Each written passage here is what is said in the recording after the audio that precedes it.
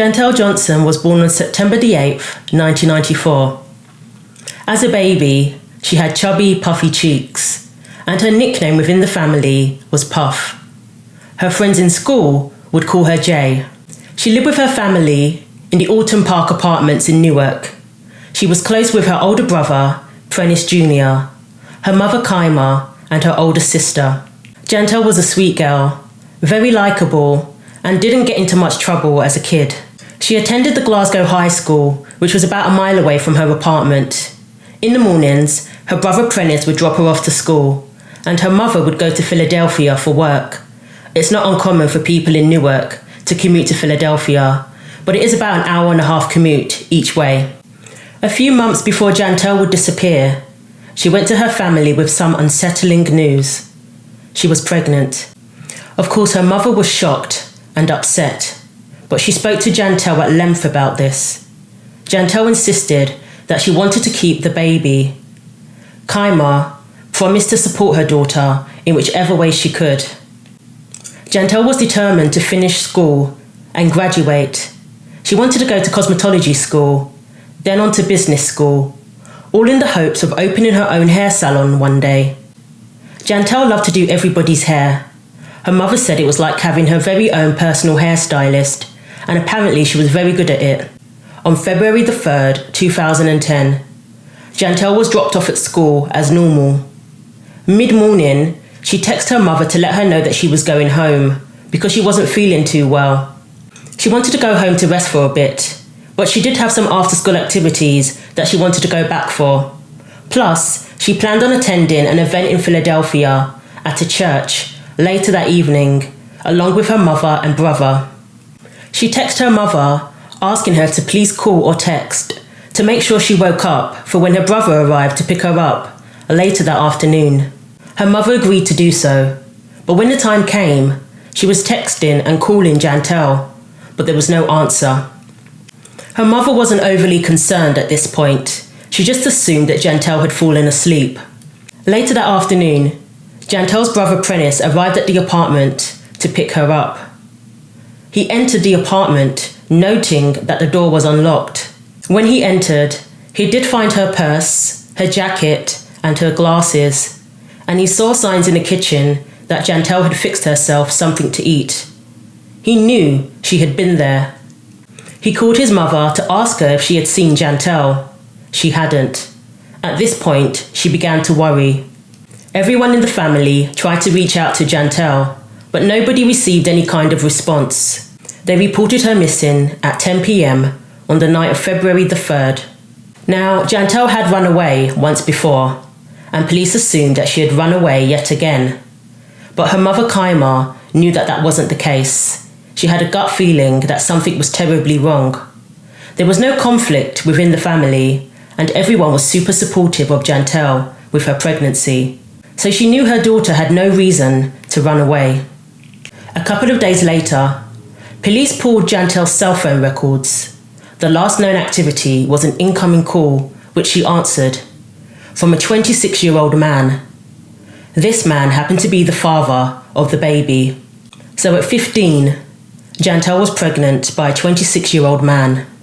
Police did speak to this man, but dismissed him. They claimed they had no other evidence to tie him to Janteyl's disappearance. This is despite the fact that Janteyl's cell phone last pinged in a neighbourhood where this man's mother lives. Till this day, he has never publicly been identified. Janteyl's mother wonders if this man came to see Janteyl and asked her to come outside to talk. She had every intention of going back in. All her belongings were still in the apartment, and she left the door open. Her mum believes that this man may have taken Janteyl against her will and may have even held her somewhere involuntarily. Perhaps he was afraid of getting into trouble, since he was 26 and Janteyl was only 15. During this same time, police also questioned a 24-year-old man who had also been in contact with Janteyl. They said that he had no connection to the father of the baby, and he too has never publicly been identified. There were no signs of foul play and absolutely no clues to lead police to Janteyl. They did say that she may be living in Delaware, Pennsylvania, or New York. Everyone is mystified. Did Janteyl meet with foul play? Or did she leave of her own accord? And is she out there somewhere? Kima revealed that Janteyl had an upcoming appointment just before her disappearance to find out whether she was having a boy or a girl.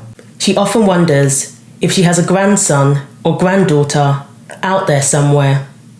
Janteyl's family have spoken out, criticising the lack of coverage the case has received. At the time, only one reporter covered the case. This reporter has since started the Where is Janteyl blog. With absolutely no signs of Janteyl, if she did meet with foul play at the hands of one of the older men she was talking to, it's unlikely that they acted alone. Someone out there knows something. The family are holding out hope that someone, someday, will talk. Janteyl's case is believed to be one of three things.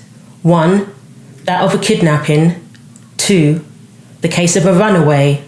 Or 3, foul play. At the time of her disappearance in 2010, Janteyl was a 15-year-old girl who was last seen wearing her hair in braids and wearing a black ski jacket with a fur-trimmed hood. She has a scar on her chin just below her lip, and there are age progression photos online. If she was able to have and keep her baby, the child would be 11 today. If you have any information that could lead to Janteyl, please call the Newcastle Police Department or the National Centre for Missing and Exploited Children, and please share her story to keep her name out there.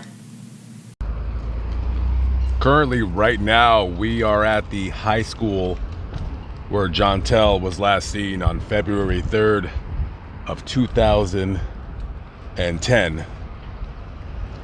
And she was supposed to come back here for after-school activities, but never showed up.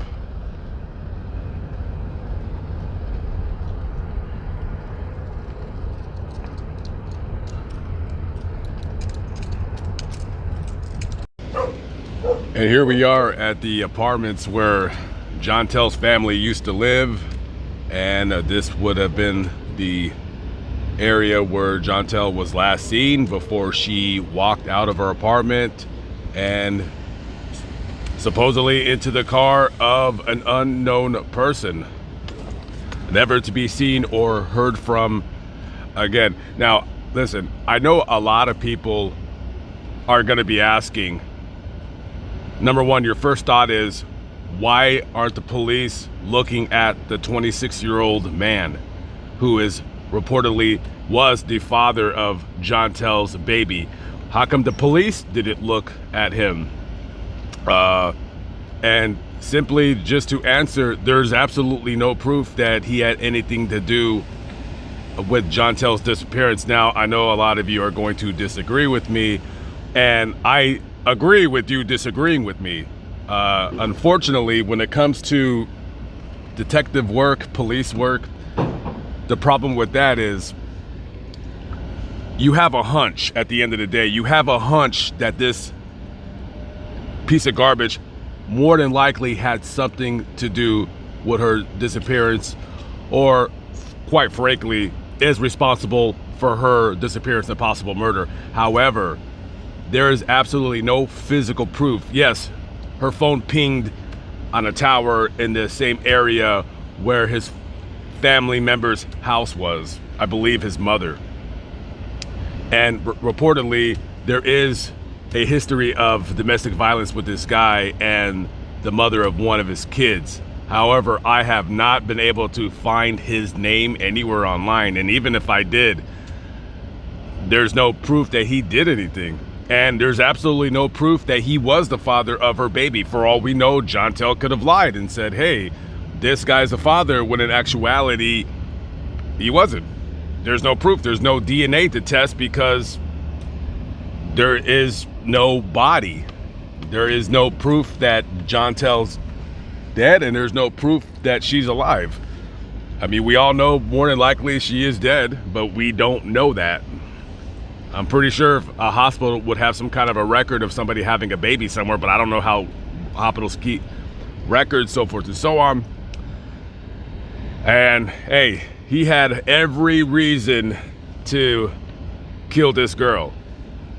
If he was in fact the father of her child, that would have meant that when the baby was born, they do a DNA test, and if it comes back to him, not only is he responsible for child support, that would be the least of his worries, because he's going to prison for a few years at best, and he would be a registered sex offender for the rest of his days. So, of course, any monster put in that position, they're going to want to, I guess, take out the only person that could point the finger at them and, in theory, ruin their life.